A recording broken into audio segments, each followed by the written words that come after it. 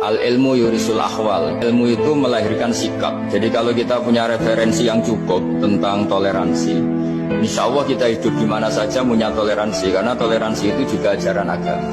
Di antara yang diceritakan para guru-guru kita adalah ketika Nabi mau dibunuh oleh orang namanya Daksur.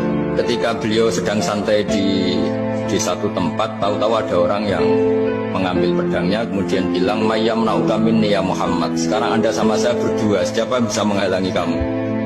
Nabi dengan rileks menghentikan Allah. Kemudian si Daksur ini gemetar, pedang jatuh. Kemudian diambil Nabi. Sekarang ya Daksur, Mayyam na'uka minni, yang bisa menghalangi kamu siapa? Orang itu bilang, la ahada, tidak siapapun. Nabi dengan gampangnya fa'afa'an, Nabi memaafkan. Padahal ini jenis harbi, jenis orang yang jelas punya niat bunuh. Di mana-mana perang kekerasan itu ya karena kita diperangi. Udina lilladzina yuqatalun, karena kita diperangi kita boleh perang.